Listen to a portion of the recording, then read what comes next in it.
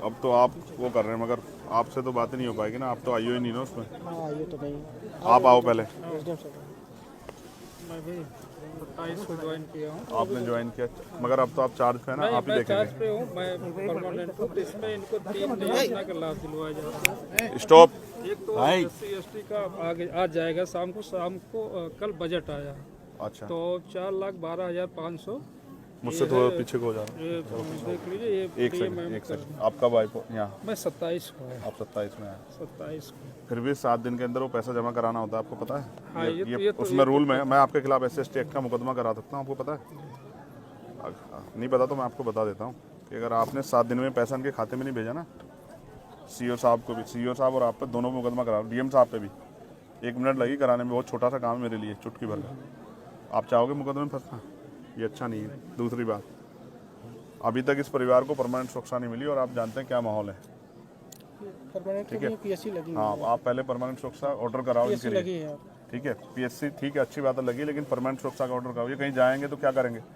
कहाँ जाएंगे? PSC बंद के बैठ जाएंगे? इनके बच्चे क्या स्कूल नहीं जाएंगे क्या? हमारी ये जिम्मेदारी है कि यहाँ सुरक्षित माहौल बने। वो कैसे बनेगा? वो तब बनेगा जब हम इसको प्रशासन के माध्यम से। यस, और वो नहीं बन रहा है। आप इस बात को समझ सकते हो, मैं इस बात को समझ रहा हूँ और आप भी समझ लो, नहीं बन रहा है वो। अगर वो बनता तो शायद इनको मेरी जरूरत नहीं पड़ती, ये आपके फिर भरोसा करके चैन से घर बैठ जाते, क्योंकि इस वर्दी में बहुत ताकत है।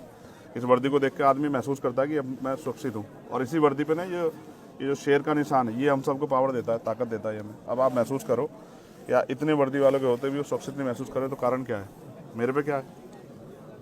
मेरे पे थोड़े शेर का निशान है, तो शेर का निशान आपके माथे पे है। तो हमें उनको सुरक्षित माहौल देना है। मैं नहीं मानता अगर वो यहाँ रहेंगे तो सुरक्षित रहेंगे। तो SC/ST एक्ट में प्रावधान है कि हम उनको यहाँ से, जबकि होना तो चाहिए, एक्ट में तो ये कहता है कि अगर परिवार असुरक्षित है तो चाहे पूरा गांव बदलना पड़े, पूरे गांव को वहाँ से पलायन कराना पड़े, ये कहता है एक्ट तो। लेकिन मैं चाहता हूँ ना, आप कोशिश करें तो ये परिवार यहाँ से अगर कहीं और शहराबाद में शिफ्ट हो जाए तो ये अपना जीवन जी सकते हैं। घटना होगी, मैं उससे नहीं कह रहा हूँ, उस पर बार बार चर्चा नहीं करना चाहता मैं, लेकिन अब हमें ये साबित करना है कि हमारे यहाँ कानून व्यवस्था अच्छी है और हमारे यहाँ हर आदमी अपनी ड्यूटी कर रहा है। एक्ट ये कहता है, आप पढ़ लेना, मेरा पढ़ा हुआ है, कि अगर परिवार असुरक्षित महसूस करता है तो पूरे गांव को प्लान कराना पड़े तो पूरा गांव प्लान होगा। लेकिन मैं आपसे कह रहा हूं कि हम इस परिवार को शिफ्ट करा सकते हैं, कि इस परिवार के लिए कहीं रहने की व्यवस्था हो जाए, ये सहसम्मान रह सके, और ये लड़ाई यहीं किसी उसमें रहे, ये लड़ाई बढ़े ना। क्योंकि मैं और आप जानते हैं, आरोपी अपनी जान बचाने के लिए इनको नुकसान पहुँचा सकता है। मैं एक बात से सहमत नहीं हूँ, जब पीड़ित वो छोटा बच्चा जिसने देखा, उसकी पत्नी कह रही है कि मोहित मौके पे था, फिर उसको इग्नोर नहीं किया जा सकता है। आप ऐसा मत करो कोई भी, आप उसको अरेस्ट करो, ठीक है? अरेस्ट करो और कोर्ट में चार्जशीट में बताओ क्या है, वो है या नहीं है। उसको ऐसा मत करो कि उसको खुली छूट मत दो, इससे न्याय नहीं होगा, बिल्कुल नहीं होगा ऐसे न्याय। आप उसको अरेस्ट करो, सबसे पहले उसको अरेस्ट करके जेल भेजो और अपनी चार्जशीट में बताओ क्या है। कोर्ट को बताना कि भाई आपने क्यों उसको किया, आपने FIR है ना नामजद उसके खिलाफ। आप जज मत बनो, सब लोग जज बनना गलत है, ये आपका काम है ही नहीं है, मेरा आपका काम नहीं ना, ये कोर्ट का काम है। अगर ये हत्या किसी दलित के बच्चे ने कर दी होती ना, तो आप तो पूरे परिवार को चौराहे पर ला देते। पुलिस में जानता हूँ अच्छी तरह से, ठीक है? उनके मकानों पर बुलडोजर चल जाता। मैं नहीं चाहता किसी को घर बुलडोजर चले, मेरे उसके परिवार से कोई लड़ाई नहीं। लेकिन आप मोहित को अरेस्ट करो, जब वो उसकी पत्नी कह रही है, वो आई विटनेस है ना, उसका बेटा भी, वो भी कह रहा 12 साल का, कि वो मौके पे था। तो आप कोई फैक्ट पे मत जाओ, अभी फैक्ट आप कोर्ट में पेश करना, उसकी बेल के टाइम दे देना, उनकी मदद कर देना, मुझे कोई दिक्कत नहीं है। लेकिन अब आप उसे गिरफ्तार करो। और अगर आप ये सोचते हो कि भाई गिरफ्तार नहीं करेंगे तो फिर मुझसे कोई उम्मीद मत करो, बिल्कुल। मैंने तो कह दिया कि हम 8-10 दिन बाद एक बड़ा प्रोटेस्ट करेंगे और अनिश्चितकालीन करेंगे। बिल्कुल मुझे कोई वो नहीं है, मेरे पास कोई ऐसा मेरी नौकरी नहीं है ना, मैं कोई ऐसा, मैं सदन में मेरे बगैर नहीं चलेगा। मैं नहीं जा रहा हूँ कहीं भी, मैं तो आ जाऊँगा। आप तय कर लो अपने, उससे मैंने आपको बता दिया 2 चीज़ें। एक, आप लाइसेंस की व्यवस्था कराओगे उनको, आर्म्स लाइसेंस उनका बनवाओगे, ये दोनों बच्चों का, ये इनका राइट है। 2 भाई हैं ये, दोनों भाइयों, क्योंकि इनको तो खतरा है ना, इनको तो चाहिए आर्म्स लाइसेंस। मुझे और आपको थोड़ा चाहिए, जिसको खतरा उसी को जरूरत है ना भाई। आर्म लाइसेंस किस लिए? उसी के लिए ना जो जिसको खतरा है सुरक्षा में। तो जिनके भाई की डेथ होगी और जिनके परिवार में पहले से भी, मैं पहली घटनाओं पर नहीं जा रहा ना कि वो संदिग्ध मान रहा हूँ मैं उनको, लेकिन उनको तो अभी तो उनका ताजा हुआ है ना, और उनको धमकी मिल रही है। कौन है वो? विजय सिंह, क्या नाम बता उसका? विजय सिंह जो धमकी दे रहा है, ये क्या बात हुई? क्यों शर्मा जी, ऐसे धमकी मिलेगी तो फिर पुलिस का क्या फायदा? उसको कहो ना धमकीबाज को, हैसियत में रहना। क्या हो गया कि मर गए क्या लोग इस देश में? क्या नाम है उसका? विजय सिंह। वो पहले भी कई बार जेल वेल गया, ये उसकी बेल वेल कराता तो जेल गया है। ऐसा मत सोचो ना, ये ऐसा माहौल मत बनने दो ना आपकी वर्दी पे साख पे बात आ जाए, ऐसा क्या होगा। आपके लिए भी जाति में मायने रखती है, मुझे तो नहीं लगता मायने रखती है, बिल्कुल नहीं रखनी चाहिए। जब आपने वर्दी पहन ली और आप उस कुर्सी पे बैठ गए तो कोई जाति नहीं हो सकती है। कोई जात नहीं है। तो इसलिए आपसे कह रहा हूँ, एक तो उसको विजय को समझाओ कि अपनी हैसियत में रहे, उससे बाहर ना जाए। अगर वैसा मन हो तो फिर ये खराब हो जाएगा, और हम किससे कमजोर नहीं है, ये बात अच्छी तरह समझ लें। और हमने कई बार राजीव हमारे यहाँ रह गए, वो जानते हैं, हम उसमें पढ़ना नहीं चाहते, बिल्कुल कह रहा हूँ, बिल्कुल। लेकिन अगर बच्चों पे आँच आ गई ना तो मुझसे नहीं बुरा होगा कोई, ये बात आप सोच लेना।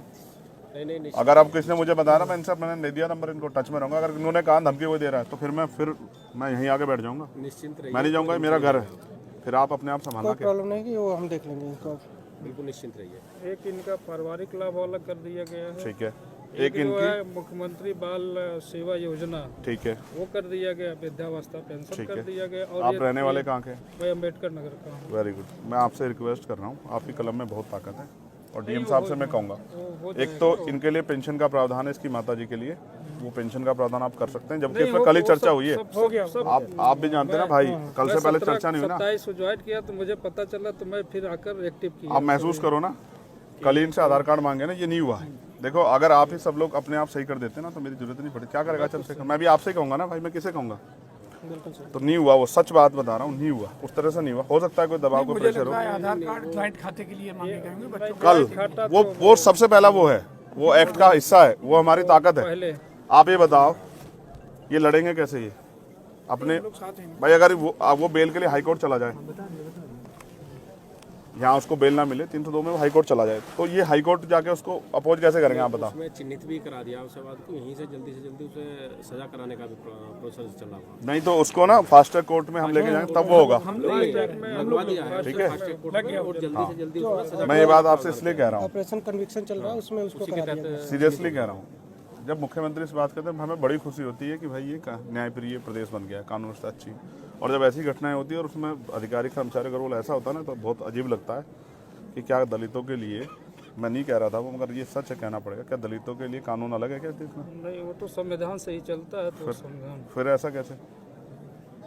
मैं तो देखता हूँ ना सब चीज़ों को, मेरे पास सारी घटनाएं आती है, मैं जाता नहीं हूँ। मैं इसलिए नहीं जाता कि इसका परमानेंट सोल्यूशन ढूंढ रहा हूँ मैं, इसका परमानेंट सोल्यूशन जाना नहीं है।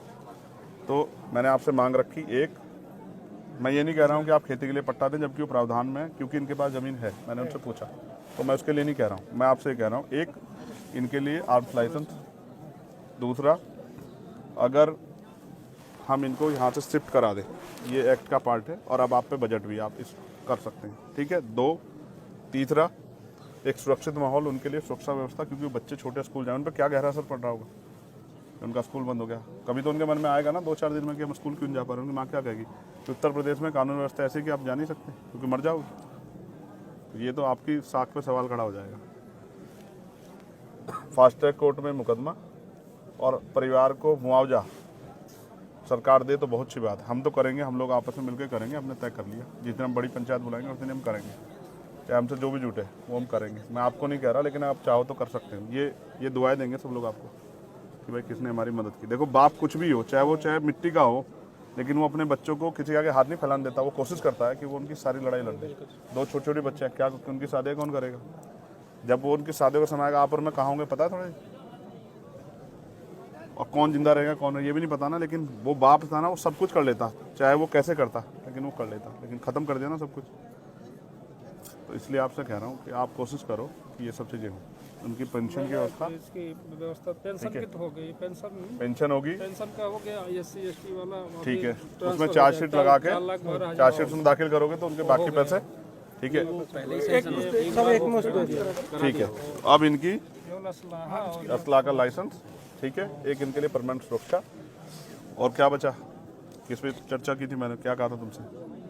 बच्चों उसके लिए 2500 रुपए के लिए वो शिक्षा जो है तो मिलेगा, वो कर सकते हैं। मैंने एक डीएम साहब से कराई थी उनके बच्चों की, हाँ, 2 बच्चों को मिलेगा 2500 रुपये पर मंथ। हाँ है वो 2500 रुपये का प्रावधान है एक बच्चे का, 3 में से 2 का होता है वो।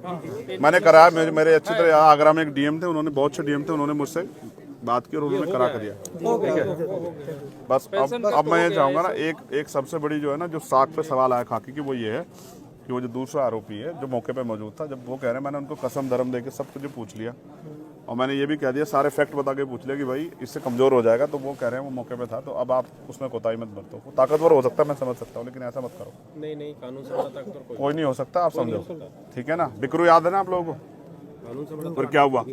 और अभी हुआ एक दरोगा जी को लगी ना, फिर उसको विनय वर्मा को लाके कि हम वो मौके पर वो करवाने गए थे, बरामदगी, और वहीं मौके मार दिया पुलिस ने। हम सब जानते हैं, तो हम सब देखते हैं, हम नहीं वो कर रहे ना, जो गलत कर रहा है उसके साथ गलत करो, लेकिन सही के साथ गलत हो रहा है तो फिर ये अच्छा नहीं है।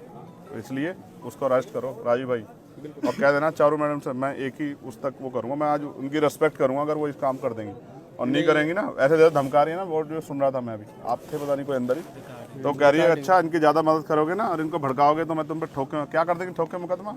नहीं ऐसे नहीं कह सकते, मैं आपको सुनाऊँ, आपको कभी नहीं कह सकते, सुनाऊँ आपको, कभी नहीं कह सकते। राममोहन जी सुनोगे। चलिए ठीक है, वो हम बात कर लेंगे। मैंने सुन लिया ना, मैंने सुन लिया, मैं रहा हूँ आपके पास। मैं बिल्कुल, मैं विदाउट फैक्ट कोई बात नहीं करता हूँ। देखो जो मुझे जानता ना वो जानता, मैं बिना उसके नहीं बहस करता हूँ।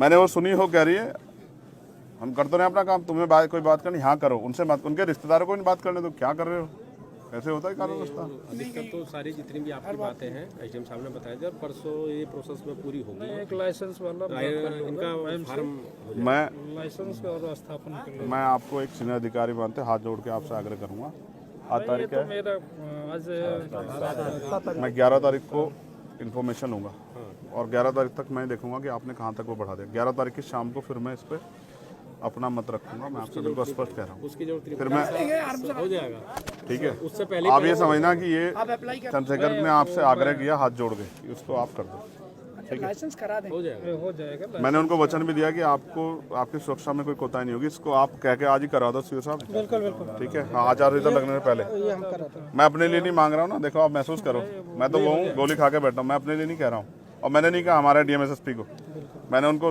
लाइसेंस के लिए कहा, उन्होंने मेरी अपनी मजबूरी बता दी, मैंने कहा छोड़ दो, मैंने जब मौत आएगी आ जाएगी, लेकिन इनके पास मौत तब आएगी जब चंद्रशेखर नहीं होगा। तो ये बात आप इसमें करना, और विजय भाई साहब को बुला लेना, बड़े मजबूत आदमी हैं, उनको कहना ये उत्तर प्रदेश है और ये अब इसमें ये चलेगा नहीं जो आप कर रहे हो, धमकाना उमकाना बंद कर दें। आपने अपराध किया तो मरो ना, आप जेल जाओ, क्या वो मुसीबत है, सजा काटो ना, क्यों डर रहे हो। जब आप अपराध कर रहे हो तो फिर क्यों डर रहे हो, अपराध करते क्यों नहीं सोचा आपने फावला चलाते हुए, ठीक है। तो ये मेरा आपसे हाथ जोड़ के आग्रह है सब साथियों से कि आप इसमें मदद करा। ड्यूटी है, आप इसमें हम लोग की ड्यूटी है।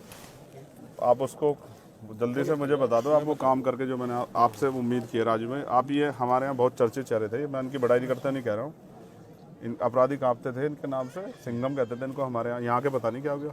यहाँ भी है, यहाँ भी सर सिंघम, यहाँ भी है सिंघम। दिख नहीं रहा ना मेरे आने से पहले हो जाता तो मान लेता कि भाई वही थे। मैं ये क्षेत्र है, आप रहेंगे राममोहन जी हमारे यहाँ। मैं भोपाल में रहा हूँ, संबंधा सी वाले में मेरी भी आपकी बहुत मुलाकात है, 2 साल लगातार भोपाल। देखो आप कितने अच्छे, देखो वहीं रह के आना हमारे यहाँ, कितना अच्छा है। यहाँ थोड़ा सा दिक्कत है, ना कोई दिक्कत नहीं, कोई दिक्कत नहीं है।